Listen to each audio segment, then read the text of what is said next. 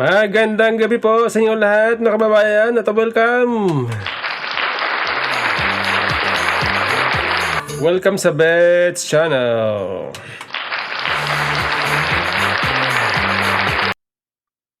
Ito po mga kababayan ito si Trillanes kasi meron po siyang pahayag sa interview nitong si Christian Esguera at siya'y tinanong ano ang mangyayari kay PBBM kapag hindi na-impeach si VP Sara. Ito po, pakinggan nyo ang sagot ni Trillanes.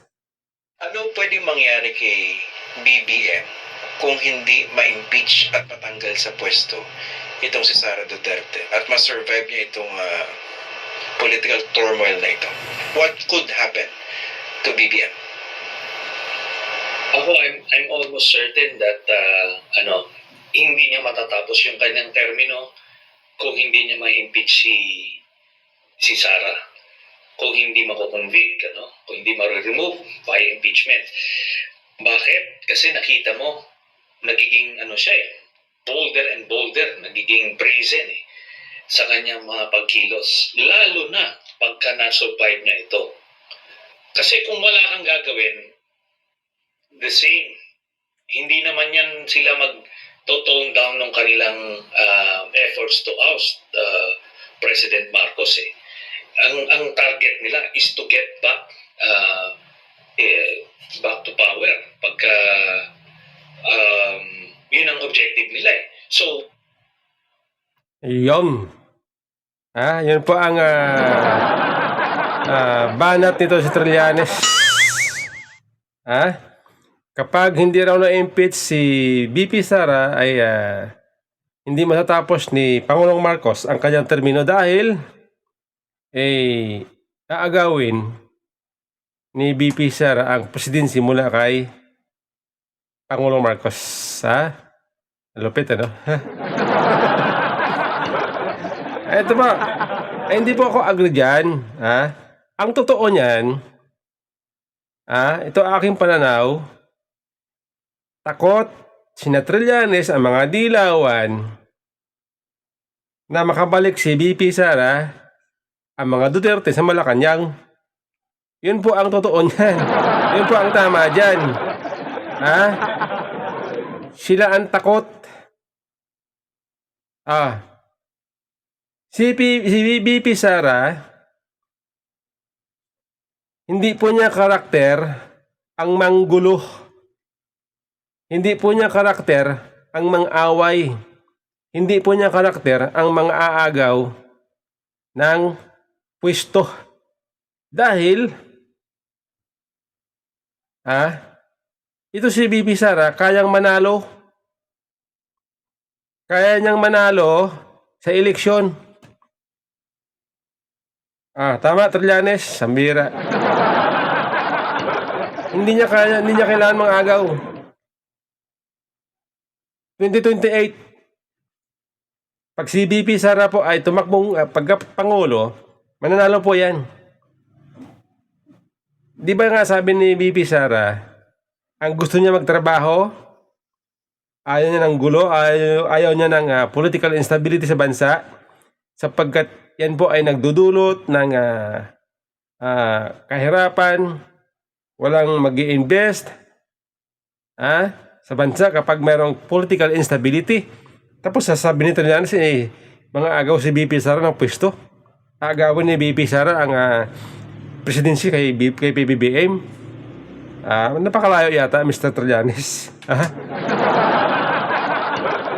Ito po sa akin palagay, ito po ay strategy ni Trillanes para i-push, para mapilitan na payagan i-impeach na ito si VP Sara. Ito po ay paraan, strategy ng isang Trillanes at kanyang mga grupo para mapilitan na itong mga congressman na ipasa na, iakyat na sa Senado itong impeachment. At pag na-impeach si VP Sara, ang makikinabang sino? Sila. Upo dyan si Romualdez. Nakatropa nila. At kapag nakaupo na si Romualdez, ang isusunod nila ngayong babatikusin, aatakihin, si Bongbong Marcos. O ganun yan.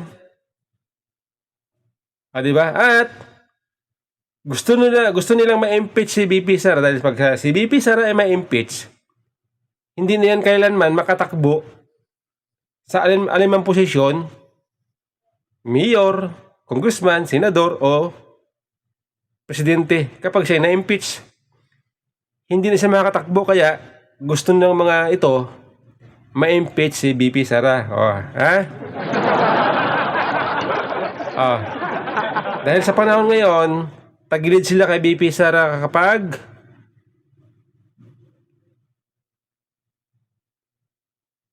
ang labanan sa eleksyon. Tagilid sila dyan. Yan po yan. Kaya ito mga Marcos, kapag naniwala dito sa sinabi ni Trillanes, yari kayo. Yari kayo. Kami mga DDS supporter, matanggal naman si BP Sara, meron pa ibang Duterte na pwede namin itulak. Pwede namin pambato. Andyan si Mayor Basti, andyan si Pulong, andyan si Bongo, andyan si Congressman Marcolita na pwede namin ilaban. Marami kami pambato. Marami kami pambato kung sakali man i-impeach niyo si BP Sara.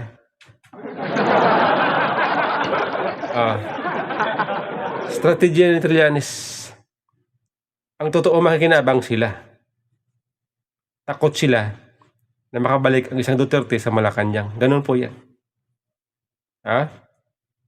Kaya sa aking palagay, mas safety ang posisyon ni PBBM pag si BP Sara ang nakaupo bilang Vice President, dahil ang atakihin lang nila si BP Sara. Ganun po yan. Hindi tayo pinanganak kahapon. Ito pa may pahayag ni Trillanes. Whether attempt mag-impeach si President Marcos o hindi, it will intensify and intensify. So pagka hindi niya to natuluyan, ang nanganganib na ngayon is si President Marcos, because again, historically, the political winds change and it would shift doon sa mga frontrunners for the 2028 elections. Lalong hihina ang pwersa nila sa Kongreso, hihina ang pwersa nila sa Senado, at sa public at large. When you say you're almost certain na hindi niya matatapos yung termino niya, kung ma-survive ito ni VP Sara Duterte, what exactly do you mean? Are you talking here of ouster through something similar to EDSA 2 or impeachment? Baka siya naman na ma-impeach, di ba? Ano na mga nakikita yung senaryo? At this point in time, and having seen the Dutertes, sinasabi nila mismo, di ba? All options are on the table dyan. Kung ang end nila is makabalik sa pwesto, then gagawin nila lahat. Ngayon, if you're talking about Ayun. Gagawin daw lahat ng mga Duterte para makabalik sa pwesto.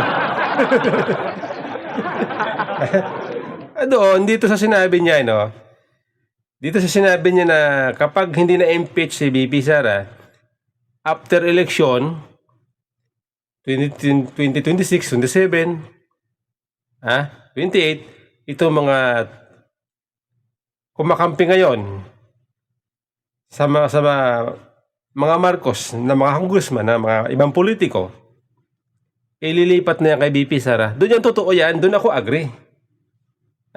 Dahil itong ating mga politiko ay mga butterfly yan, subok na yan, mga butterfly. Kung sino yung malakas, doon sila kakapit.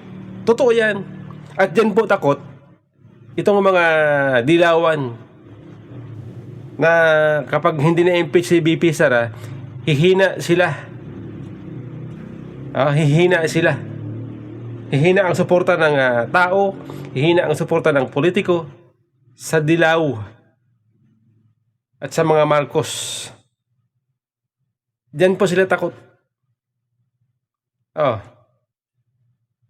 Ngayon, ito dagdag ko lang Si BP Sara po, katulad ng sinabi ko, tahimik lang po yan. Hindi po yan pala away.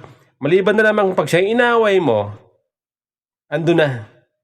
Gaganti po yan ng mas malupit. Okay? Ngayon, yung mga supporter, yung mga DDS, natural, magsasalita kami kapag inatake, kapag siniraan nyo si BP Sara, mga Duterte, simple, natural, sasagot kami. Gaganti kami. Pero, hindi namin aagawin ang presidency Bongbong Marcos dahil alam namin kaya naming manalo. Kayang manalo ni BP Sara. Ayaw nga yan ni Tatay Digong Ayaw nga ni Tatay Digong na si Bongbong Marcos ay matanggal sa pwesto. Ayaw din ni BP Sara na si Bongbong Marcos ay matanggal sa pwesto. Sasagot at sasagot kami sa mga atake. Yun po yan. Yun po ang totoo dyan. Takot na takot. At least, dito po sa sinabi ni Trillanes, nahuli siya sa kaya sariling bibig. Takot sila. Takot sila na makabalik ang mga Duterte. Dahil iniisip nila, maaari silang gantihan ng mga Duterte kapag nakabalik sa Malacanang. Dahil siyempre pinagagawa nila ngayon na paninira. Kaya iniisip nila yun na hanggat maaari, huwag makabalik ang mga Duterte sa Malacanang. Yun po yan. Yan po ay strategy ng mga dilaw. Alam na natin yan noon pa. Yan mga yan, kaibigan mo ngayon, pero wag ka. Wag ka. Tatraidorin ka ng mga yan. Subok na yan Nakita nyo kay Gloria? Sinuportahan nila yun. Sinuportahan nila yun. Anong ginawa nila kay Gloria? See? Subok na yun Sila ang magaling dyan sa pangaagaw ng pwesto. Sila ang magaling sa mga usaping IDSA 2, IDSA 1, IDSA 2. Sila ang expert dyan. Sila ang expert. Kaya wag nilang i-divert. Wag nilang i-divert. Ang gawain nila, wag nilang i-divert sa iba. Okay? Mr. Trillanes?